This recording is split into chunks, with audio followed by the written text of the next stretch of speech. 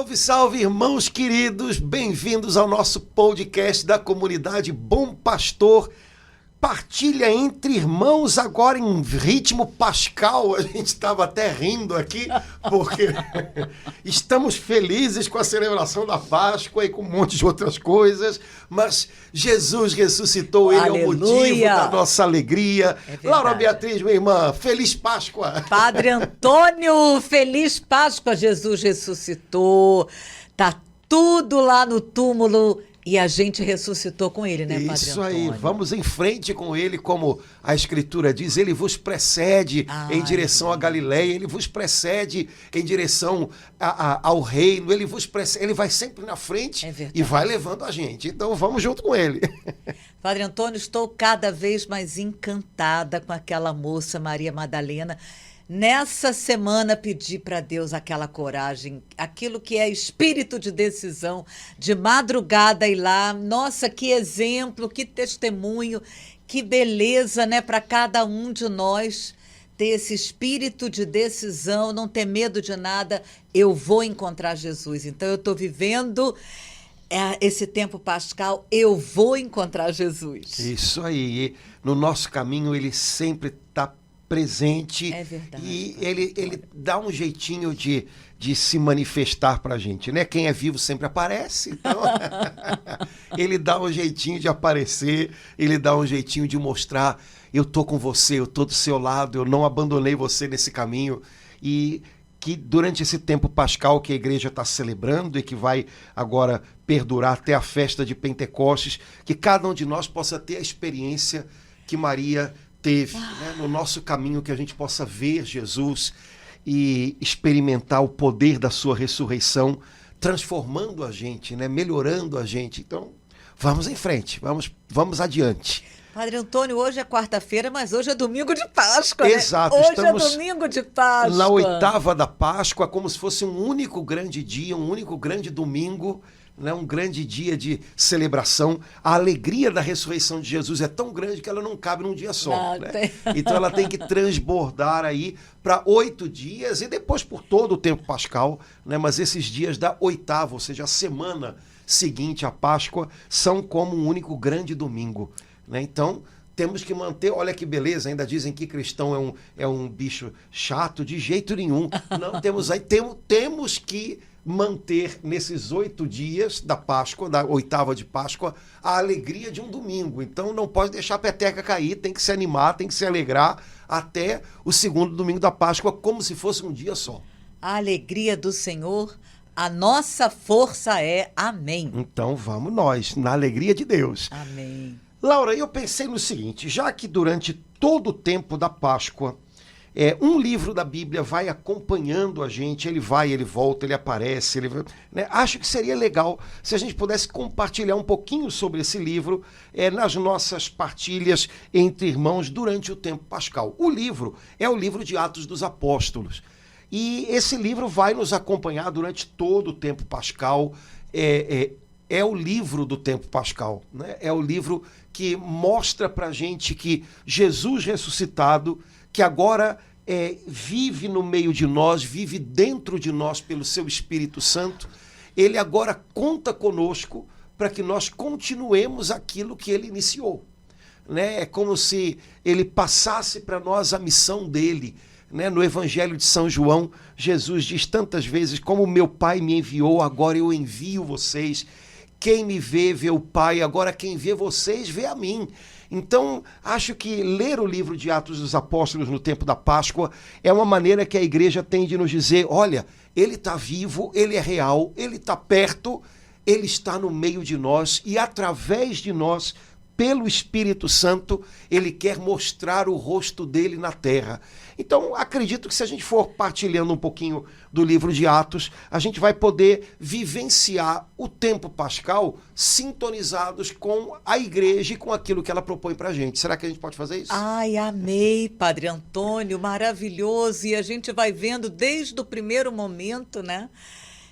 Como é que eles se viraram, como é que eles ficaram, o que eles fizeram, como é que foram os primeiros dias, né? depois que Jesus ascendeu aos céus, e depois de alguns dias, e depois de um mês, como é que os apóstolos obedeceram a ordem de Jesus para anunciar em todo o mundo? Ah, maravilhoso a gente poder acompanhar como a igreja nasceu, né, Padre Antônio? Exato. Como a igreja deu os primeiros passos. Amei. Beleza. Amei. Então vamos nós. Bom, Laura, o livro de Atos dos Apóstolos começa no começo, né? Capítulo 1. E, bom, uma coisa interessante que eu já queria, assim, colocar na nossa pauta da conversa é que no capítulo 2 ainda do livro de Atos, a gente tem aquela cena que é a cena principal de todo o livro. É aquele momento principal de todo o livro, que é o dia de Pentecostes e o derramamento do Espírito Santo. Eu acho muito interessante isso, porque normalmente quando a gente lê outros livros, os livros caminham de uma tal maneira que a cena mais importante está no final. Última. Nos filmes, né? É o auge do livro, né? É o auge, vamos dizer assim, é o ápice, né? Da narrativa. E no livro de Atos acontece exatamente o contrário. O início da narrativa tem a cena mais importante. E depois tudo transcorre a partir dela. E me parece que é uma boa maneira, até do ponto de vista literário, de São Lucas, que é o autor do livro de Atos, dizer para a gente, olha, Pentecostes, o derramar do Espírito Santo, não é o final de um caminho, mas é o início de um caminho. É claro que exige, talvez, abertura, preparação, obediência, e nesse sentido ele é o transbordar, né, de passos que a gente dá com Deus. Mas eu acredito que São Lucas gostaria de dizer para a gente, olha, não tente fazer todo o resto se todo o resto não começar num Pentecostes, num derramar do Espírito Santo. O livro de Atos, como o nome diz, né, Atos dos Apóstolos, ele narra para a gente coisas que os apóstolos fizeram. Mas só existe um livro de Atos dos Apóstolos porque no começo dele há um ato do Espírito Santo na vida dos apóstolos. E sem isso, todo o resto não seria escrito. Não teria Atos dos Apóstolos, não teria livro nenhum. Então, me parece que a primeira dica, o primeiro ensinamento que eu encontro no livro de Atos é esse. A gente só vai ter os atos certos, a gente só vai fazer as coisas certas, a gente só vai encontrar a direção certa se no princípio de tudo houver um desejo do Espírito Santo. Vem, Espírito Santo, eu te quero, eu preciso de ti, da tua direção, da tua voz me ensinando. Sem esse derramar do Espírito em nós, sem esse colocar do Espírito em ação todo o resto, nada acontece. Ou de repente, acontecem até algumas coisas, mas acontece a nossa ansiedade, a nossa agitação. O livro de Atos não me parece uma sucessão de atitudes impensadas, uma sucessão de impulsos. Me parece ao contrário, né? Que os apóstolos estão todo o tempo muito sintonizados com o Espírito de Deus, de tal maneira que até em momentos ruins eles conseguem tomar ótimas atitudes, decisões, né? Então, me parece que a primeira lição é essa. Para que eu possa tomar as decisões certas, para que eu possa dar os passos certos, para que eu possa ter as atitudes certas, em primeiro lugar, vem Espírito Santo. Eu preciso da tua direção, eu quero ser dócil à tua voz. Vem Espírito Santo, para que a minha vida não seja uma sucessão de impulsos, de atropelos e de atitudes impensadas ou agitadas, mas para que a minha vida seja uma sucessão de passos conforme a vontade de Deus. E tudo isso tem a ver com esse início. A cada dia, né, a cada nova etapa da vida, vem Espírito Santo, que você seja o começo de tudo, né? Me parece que já é uma boa primeira lição, né?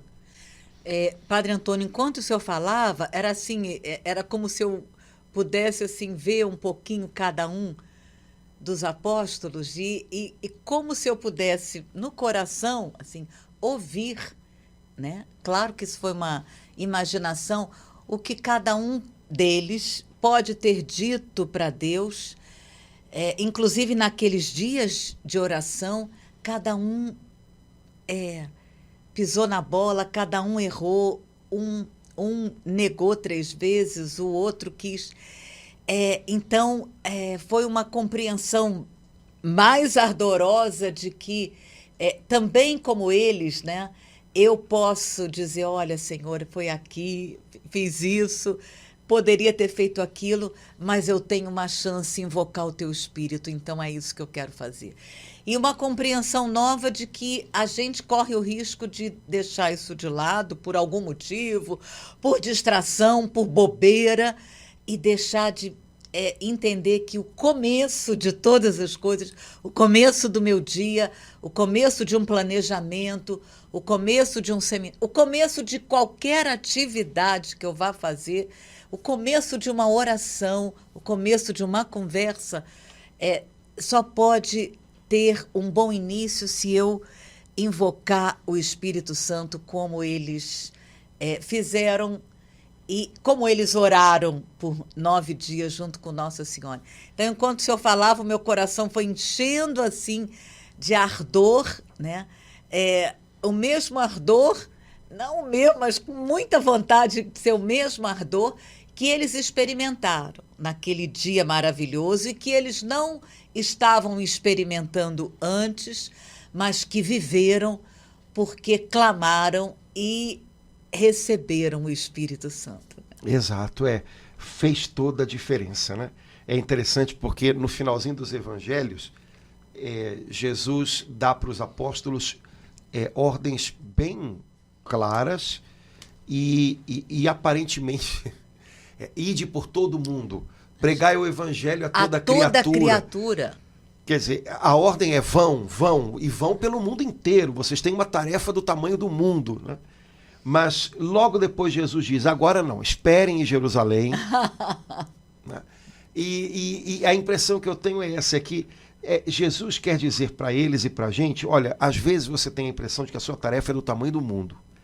E às vezes parece ser do tamanho do mundo sem ser uma coisa que vá muito além até da casa da gente. Né?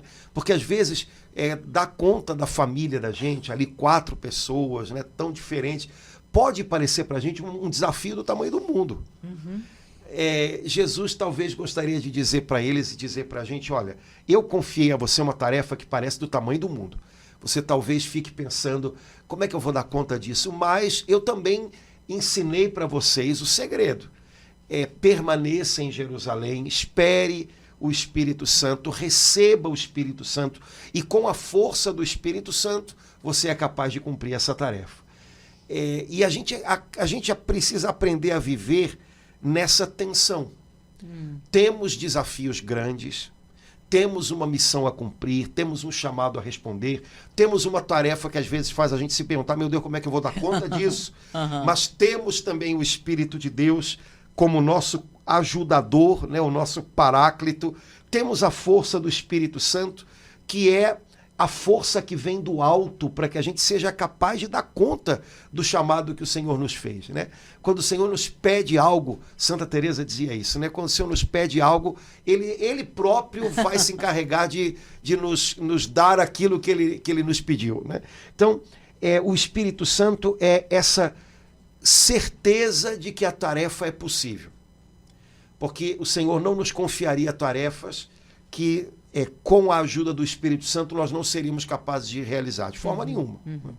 Agora, de fato, sem ele, tudo pode parecer grande demais e difícil demais. Então, você que é mãe de família, pai, você que está numa comunidade, numa paróquia onde você está vivendo desafios grandes, você que, sei lá, no seu ambiente de trabalho, às vezes tem a impressão de que está num contexto tão difícil. Quando você se perguntar, meu Deus, será que eu vou dar conta disso? Meu Deus, essa tarefa parece do tamanho do mundo, parece que eu estou carregando o mundo nas costas. A gente fala umas coisas assim, né? Lembra disso, sozinho eu não dou conta, isso é fato. Sozinho eu não consigo, mas eu tenho ao meu lado, eu tenho dentro de mim o Espírito Santo que é Deus. E com a ajuda dele eu sou capaz. E se o Senhor me confiou essa tarefa, ele sabe que sozinho eu não dou conta, mas eu e o Espírito Santo Conseguimos. Então, em concordância com o Espírito Santo, a cada dia eu vou me lançar. E o Espírito Santo, que não vai me faltar, como não faltou aos apóstolos, vai ser essa minha reserva de forças inesgotável, que está sempre à minha disposição para que seja possível. Então, calma, nada de ansiedade. Os primeiros capítulos do livro de Atos dos Apóstolos, eles são um remédio para a nossa ansiedade.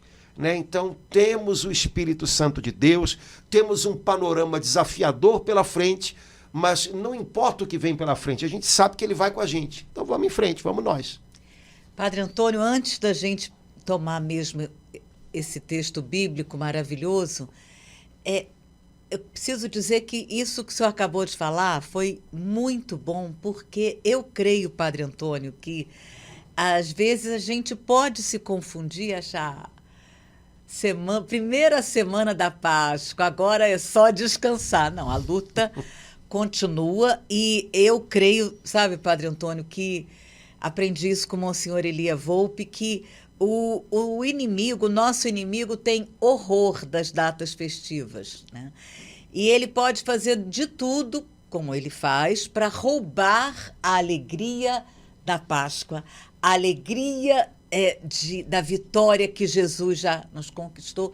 Então, senti assim que foi muito inspirado isso que o senhor falou, porque pode ser que alguns de nós, algum irmão, alguma irmã que está vendo, esteja sendo porque a batalha também permanece na primeira semana da Páscoa. E graças a Deus que a gente tem o Espírito Santo, né?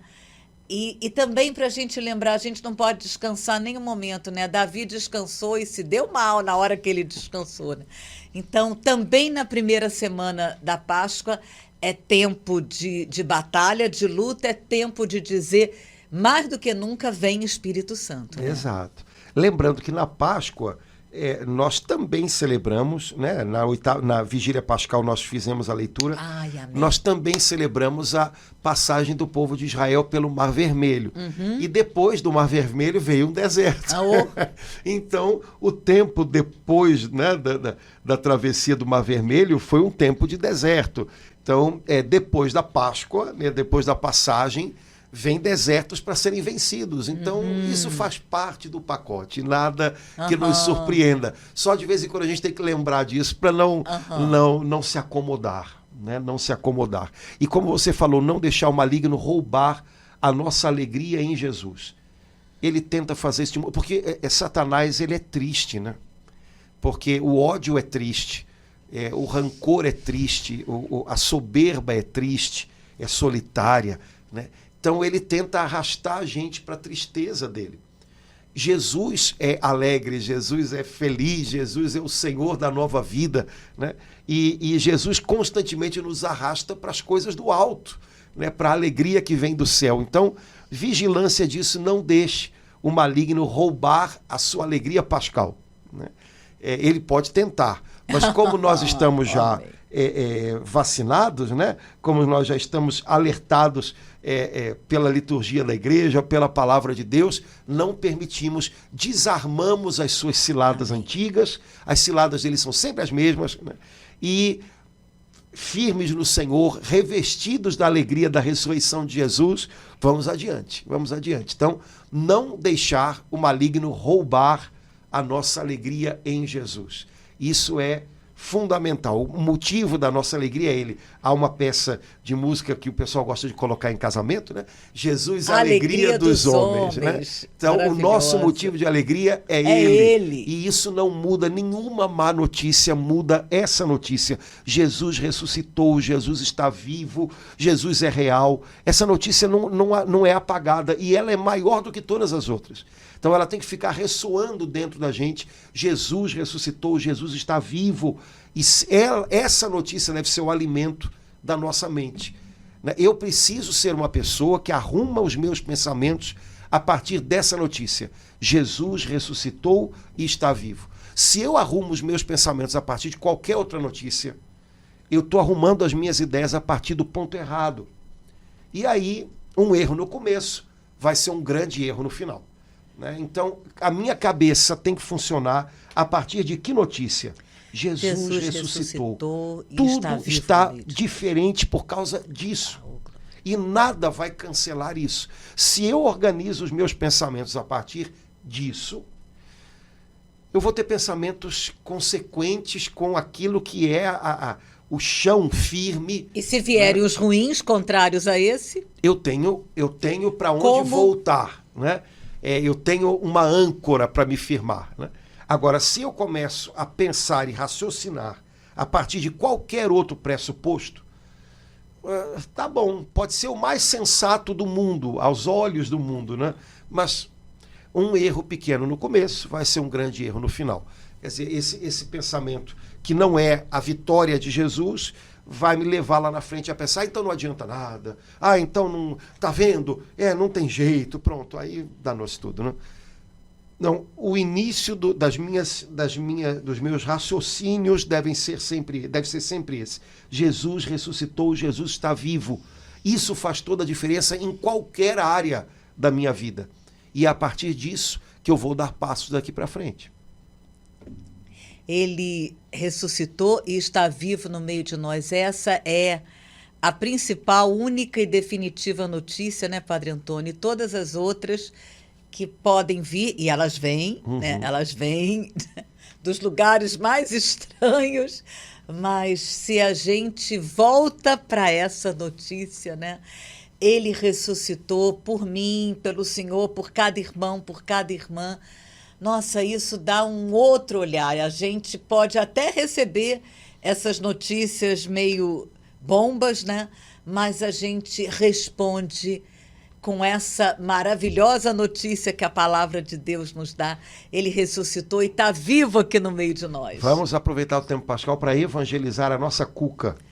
Nossa, gostei. Evangelizar, né? A nossa cuca. Porque toda hora ela esquece, toda hora ela corre para outro lado, toda hora esquecidinha, hein? Toda hora ela se embrulha com outras coisas, né? Portanto, temos que evangelizar a nossa própria mente, o nosso coração. Ei, você esqueceu do mais importante? Jesus ressuscitou, esqueceu do mais importante? Jesus é o Senhor, Ele é real, Ele está vivo, Ele tem tudo nas mãos, Ele tem, né, ele já deu o passo decisivo. O passo decisivo ele já deu. Então, evangelizar-nos às vezes é importante, porque talvez a gente não esteja evangelizado o bastante. Nós nos consideramos cristãos, nós tentamos viver como cristãos, mas a nossa estrutura de cabeça ela ainda não funciona a partir de Jesus ressuscitado. E isso significa que a gente ainda tem alguma coisa aqui dentro para evangelizar. Vamos fazer isso nesse tempo de Páscoa. Vamos evangelizar a nossa cuca, principalmente quando ela estiver sendo atormentada, né, com pensamentos que querem colocar para o lado que Jesus ressuscitou. Exato. E está vivo no meio de nós. Então, vamos nós. Laura, vamos dar uma olhadinha só no capítulo 1, assim, de Atos. E olha, meu livro de Atos ele é cheio de coisinhas anotadas e rabiscadas, porque eu acho muito legal, né? Tem muita coisa legal. Em Atos 1, versículo 3, eu já gosto, né, logo do começo aí, né? São Lucas diz assim: a eles, ou seja, aos apóstolos, Jesus se manifestou vivo depois de sua paixão, com muitas provas, falando das coisas do reino de Deus. Eu acho esse negócio lindo. Falando das coisas do reino de Deus. Imagina, Jesus foi pregado na cruz, Jesus morreu, Jesus desceu à mansão dos mortos, Jesus arrasou o império de Satanás, Jesus trouxe para a luz, né, do céu, Jesus abriu as portas do céu aos justos do Antigo Testamento que esperavam que ele trouxesse às criaturas a comunhão com a glória, com a vida de Deus. Jesus ressuscita, Jesus sai vivo do sepulcro, seu corpo glorificado, suas chagas resplandecentes. Jesus é ressuscitado pelo Pai no poder do Espírito Santo. Então Jesus estabelece na sua carne ressuscitada o perfeito reinado da vontade do Pai.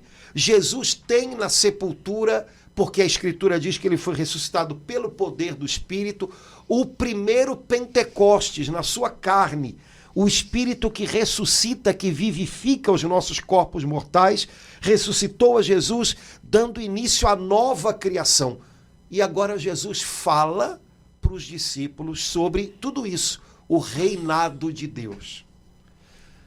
Rapaz, aprender de Jesus o que significa o reinado de Deus, ouvir de Jesus as coisas do reino de Deus. E aí alguém poderia dizer, Laura Beatriz poderia dizer, uau, isso é maravilhoso, eu queria estar lá. E aí a gente diz, não precisa. Por quê? Tudo que nós temos nas Escrituras, todo o Novo Testamento, é ressonância, é reverberação daquilo que Jesus ressuscitado disse aos apóstolos. Ai, que beleza, Padre Antônio. Quer dizer, tudo que, como está aqui em Atos 1:3, Jesus falou durante 40 dias para os apóstolos das coisas do reino de Deus. Tudo que ele falou para eles está aqui, eu tenho melhor acesso. Ainda, tudo que Jesus falou para eles, que caiu dentro deles, e que depois o Espírito Santo iluminou de maneira nova, e que depois o testemunho deles, a vivência das dores deles, fez com que se tornasse ainda mais compreendido na pele. Tudo isso está no Novo Testamento. Então, eu fico pensando, meu Deus, como a gente perde tempo falando das coisas do reino dos homens. Como a gente perde tempo se deixando impactar pelas coisas do reino dos homens. E a gente aproveita pouco as coisas do reino de Deus que nos são dadas aqui. Que vieram dos lábios de Jesus ressuscitado, que amadureceram no coração dos apóstolos cheio do Espírito Santo, e que agora podem me impactar de um modo pessoal, que tem a ver com o meu dia a dia. Eu posso experimentar as coisas do reino de Deus e trazê-las e fazer com que elas vivifiquem a minha vida hoje. Como é que eu posso perder essa oportunidade? De jeito nenhum. Padre Antônio, que maravilhosa maneira de viver a Páscoa. Confesso que nesses anos todos de caminhada, eu nunca tinha pensado a cada dia perguntar a Jesus o que o Senhor tem para falar para mim hoje sobre o reino de Deus. Saber que, como Ele quis falar, nessa Páscoa de 2023, tem coisas que Ele quer falar para mim, para cada irmão, para cada irmã, hoje, a cada dia do reino de Deus. Ai, que beleza, Padre Antônio! Não é? O reino de Deus, quer dizer, o reinado de Deus, o território onde se vive debaixo da vontade de Deus. Jesus nos transportou para esse território e agora a gente precisa aprender a viver nele. E aqui a gente tem, né, isso que ele falou aos discípulos e que eu preciso aprender, né, tomar para mim e aprender como ser um cidadão do reino de Deus, como ser alguém que vive debaixo das palavras, da lei, da vontade de Deus. Nossa, mãe, então tempo pascal é tempo para a gente se debruçar sobre as Escrituras e se encantar com elas. Isso daqui é para ser vivido, isso daqui não são histórias, isso aqui é vida, né? Isso aqui é um estilo de vida novo. E é para esse estilo de vida que o Espírito Santo que habita em nós nos capacita, né? Nos torna capazes. Então vamos lá, por que a gente vai teimar em viver debaixo do reinado dos homens, da vontade dos homens, do querer dos homens, se a gente pode subir, né, uma dimensão e começar a viver aqui na terra, no meio dos homens, nas circunstâncias dos homens, mas o reinado de Deus. Padre Antônio, acabei de ver no versículo 6, nós aqui. Jesus tinha acabado de anunciar, né, a maravilha, que ele estava falando das coisas de Deus, ele fez uma promessa maravilhosa. Vós sereis batizados. Eu quero fechar os olhos e ouvir Jesus dizendo isso para mim, para cada um de nós. E aí eles é agora que o Senhor vai restaurar o reino. aí a gente vem com umas coisas assim, bem da cabeça da gente. É aquilo que o senhor falou que a gente precisa sempre evangelizar a nossa cabeça. Ainda bem que Jesus, na lata, né, como diz o irmão Newton, não vos pertence a vós saber. Mas aí ele trouxe de volta, primeiro corrigiu, não é isso que vocês têm que saber. Porque às vezes a gente, né? Aí ele volta para a promessa. É por aí mesmo, né, Padre Antônio? Porque na verdade a restauração do reino de Israel, ela faz parte do trabalho do Messias, né? Então tinha algum sentido eles perguntarem isso, mas é como se eles ainda não tivessem entendido, primeiro, o cronograma de Deus e depois o lugar deles nesses planos de Deus. Eles queriam saber se já era agora, eles tinham algumas ideias na cabeça, mas eles não entendiam nem o plano de Deus, como se daria, antes de restaurar o reino de Israel, é necessário que, por exemplo, as nações conheçam o Evangelho. Eles queriam trazer para antes uma coisa que está lá na frente. E mais ainda, para que os planos de Deus acontecessem, eles deveriam ser batizados no Espírito Santo. Eles não tinham ideia do que Jesus contava com eles, do quanto Jesus contava com eles. E aí Jesus diz, não cabe a vocês saber o tempo, os momentos que o Pai fixou, mas voltem, descerá sobre vocês. Eu acho que Jesus está falando aqui com um grupo de homens ansiosos. É agora. Voltando para cá, vocês serão batizados no Espírito Santo. Me parece que às vezes é um pouquinho assim, né? A gente tem que sincronizar o relógio interno da gente com Deus. Senão a nossa ansiedade nos leva a querer antecipar coisas que têm o seu tempo e o seu momento. E às vezes a gente não percebe que o Senhor quer contar com a gente agora.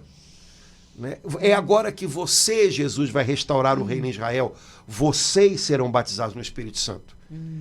Né? Então, eles mais uma vez imaginando algo que vai estar pronto um dia, sem levar em conta que agora o Senhor contava com eles. Então, essa palavra de Jesus serve para a mamãe ansiosa, serve para o marido ansioso, serve para o padre ansioso, serve para o agente de pastoral ansioso, serve para o jovem ansioso com o seu futuro. Né?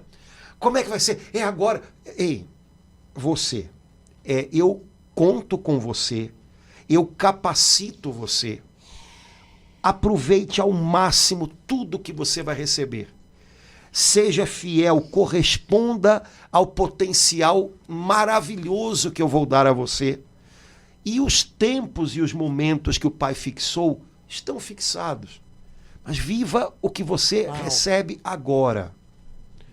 É como se Jesus sincronizasse de novo eles com o relógio de Deus.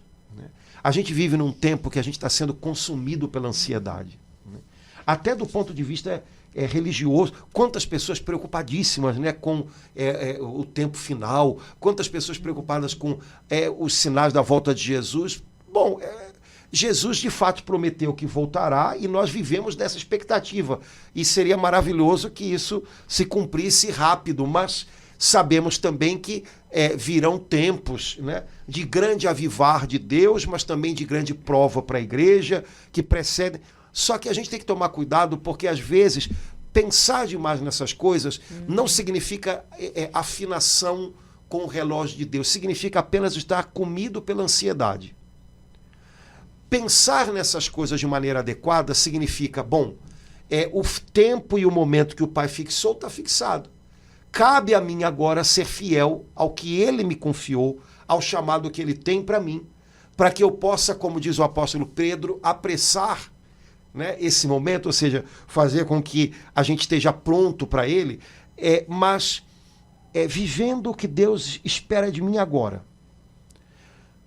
cuidado com a ansiedade, porque a gente corre o risco de carregar para o nosso relacionamento com Deus a ansiedade e não extrair do nosso relacionamento com Deus a paz que a gente precisa para viver o dia a dia.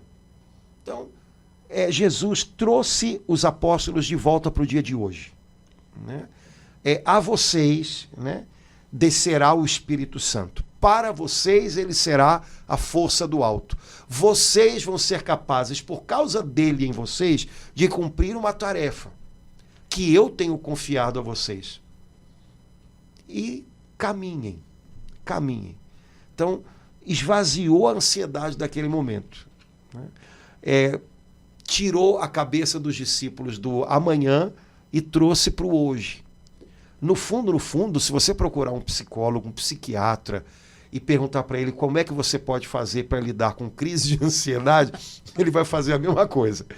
Né? Ele vai tentar te trazer para o aqui e para o agora. Né? Que é o que, no fundo, importa, é o que a gente tem. Né? Eu nunca tinha percebido, Padre Antônio, que com uma diferença de 3 versículos, né, Jesus promete 2 vezes a maior promessa que existe aqui na Bíblia, e é tudo que a gente precisa e que ele para que a gente não tenha dúvida nenhuma, né? A gente, mesmo ouvindo dos lábios de Jesus, a gente às vezes, como os apóstolos fizeram, tenta partir para outra coisa, né? Tenta desviar, mas Jesus, com todo amor, corrigindo-os, não é descer. E ele repete a promessa, ele proclama novamente: descerá sobre vós o Espírito Santo. Era como se eu pudesse ouvir Jesus aqui no meio de nós, dizendo isso para o Senhor, para mim, para cada irmão, para cada irmã, tirando as minhocas, as bobagens que às vezes, né, a gente retém na mente, dizendo: descerá sobre vós o Espírito Santo. Ponto de exclamação final. Exato. E dizem, né, eu vendo o peixe que eu comprei, né, porque eu li um dia desse um estudo bíblico dizendo que existem mais de 3.000 promessas na Bíblia. Né? O que são promessas? São frases em que o Senhor diz: eu farei, eu estarei. Né? Então, 3.000 promessas. Mas quando Jesus fala da vinda do Espírito Santo, ele chama de a promessa. Quer singular, dizer, né? Então é a promessa, né? Não é uma promessa, é a promessa. Chamar o Espírito Santo de a promessa do Pai deve ter gerado no coração dos discípulos uma expectativa muito grande. Quer dizer, se é a promessa do Pai, se é o prometido do Pai, estamos esperando. Né? Então Jesus criou no coração deles uma santa expectativa que, na verdade, a nós já foi realizada, porque nós já somos cheios do Espírito Santo. Mas ainda falta algo a realizar, porque a Bíblia diz que o Espírito Santo deseja se manifestar em nós e através de nós nessa terra. Portanto, eu acho que esse pedacinho da promessa ainda tá valendo esperar por ele. Ou seja, nós também vivemos de uma santa expectativa, amém, de um santo desejo, de que o Espírito Santo que vive em nós possa se manifestar, possa se expandir em nós e através de nós e se revelar nesse mundo. Portanto, me parece que é uma coisa legal. Naqueles 9 dias, entre a Ascensão e Pentecostes, os apóstolos viveram de uma santa expectativa. Eles não sabiam o que era ser batizado no Espírito Santo, ninguém tinha sido até então. Então, vocês serão batizados no Espírito Santo. Ok, legal. O que é isso? Não sabemos, mas é o que o Senhor prometeu. Nossa Senhora deve ter ajudado. Então esperamos. Mas e certamente o que aconteceu superou as expectativas muito todas. Muito além do né? que eles... Mas a gente precisa aprender a viver de novo dessa expectativa. É uma pena quando a gente encontra cristãos que confessam a fé, que servem ao Senhor, mas que não tem essa expectativa do algo mais que o Espírito Santo ainda pode e deseja manifestar de si mesmo a nós e através de nós nessa terra. Né? Ai, meu Deus do céu, sei lá como é que deve ser viver assim, né? Sem a expectativa de que o Senhor vai fazer mais, né? Ou então se conformando a uma aparente a um aparente esfriamento de todas as coisas, né? Jesus disse que no fim o amor de muitos esfriaria, e pode ser que a gente esteja, quem sabe, né, vendo um pouquinho disso já se realizar. Mas ele não disse que tudo esfriaria, né? Então a gente tem que se manter quente, né? E eu creio que uma das coisas que faz com que o amor da gente não se esfrie é crer que o Espírito Santo, que é o amor de Deus derramado nos nossos corações, ele deseja ainda se manifestar. Ele deseja nos ensinar uma nova dimensão de amor. Ele deseja, através de nós, espalhar mais desse amor. Então, se a gente viver nessa expectativa, a gente não esfria. Nossa, Padre Antônio, que armadilha danada de Satanás o senhor desfez agora com uma falsa resignação que não é que nos confunde, né? Não, deixa assim, é melhor ficar assim. Quer dizer, isso é totalmente o contrário dessa promessa que o Senhor, que Jesus faz aqui no início dos Atos só. Então, ouvi que a cada dia descerá sobre vós o Espírito Santo. Para eu não me confundir nessa falsa resignação, eu vou aceitar, não tem mais jeito. Que bom que o senhor falou isso para nos alertar. Não sei se essa resignação é coisa boa, não. A gente ter bom senso e reconhecer que vive um tempo de desafios e que desafios não se resolvem em instantes, não é uma mágica, isso tudo bem. Mas daí a imaginar até que, não, mas é assim, e de vez em quando eu escuto, não, porque os tempos são maus, então a igreja vai acabar se tornando uma pequena... Olha, que horror, né? Pois tá bom, mas... E aí, o que eu faço? Eu vou para casa? Não me parece que isso corresponda a nada, absolutamente nada do que eu encontro no Novo Testamento. Então, não cabe a mim, né, saber se vai aumentar, diminuir, mas cabe a mim, né, expressar a presença de Deus aqui na Terra, o Espírito de Deus aqui na Terra. Então, vamos fazer o que cabe a nós. Eu acho que muito do que a gente ouve dessa resignação, que eu vou chamar até de apatia, né, tem a ver com algo absolutamente, meramente humano, que é como nós vivemos num mundo que nos informa demais sobre muita coisa e temos uma dimensão mega de tudo. Ter essa dimensão mega, esse olhar mega sobre tudo que está acontecendo, a gente tem um horizonte muito mais amplo do que o homem da Idade Média ou que o homem do século XIX, né? Pode dar para a gente a impressão de que a gente tem que fazer parte da solução de tudo. Só que, cara, as coisas vão muito além do que eu posso. Então eu não posso me responsabilizar por alguma coisa que não está na minha mão. Mas o que está na minha mão eu tenho que cuidar bem, né? Então, se eu olho para o mega, realmente os tempos são maus e muita gente está deixando de crer, sim. O que eu faço com isso? Não, vamos virar um pequeno grupo. Tá bom, mas isso me amarra, né? Bom, o que cabe nas minhas mãos? O que o Senhor confiou a mim? Ali onde o Senhor me colocou, naquilo que Ele me confiou, ali eu posso fazer algo e devo fazer o melhor que eu posso, que não vai ser o melhor do mundo, mas que pode ser o meu melhor. Faça. Responsabilize-se por aquilo que é possível a você ser responsável. E cuidado para não permitir que essa sensação, que é uma sensação que não tem a ver só com fé, não, tem a ver com tudo. Essa sensação de que a gente tem acesso a coisa demais, essa sensação que faz a gente pensar que, porque está tudo grande e é complicado, eu não tenho como, ao mesmo tempo que eu me sinto responsável, eu não tenho como interagir com tudo isso, não permita que isso torne você uma pessoa desanimada. Ou uma pessoa resignada com o que não deveria nos causar resignação, mas uma sensação de missão. Né? Tenho que levar o evangelho, posso levar. Talvez eu não possa levar para 1 bilhão e não sei quantos chineses, mas o pessoal que mora na minha rua eu posso. E se eu encontrar um chinês lá, eu posso levar para ele. Ponto. Né? Porque senão, Amém. Pela madrugada, né? Então, nada de deixar essa... Sabe, é uma linha cruzada de emoções, de pensamentos que confunde a gente. né? É guiar-se pela palavra de Deus. Vocês serão cheios do Espírito Santo e vocês têm uma missão a cumprir. Com ele, vocês são capazes de cumprir essa missão. Se joguem nela, vocês vão ver que funciona.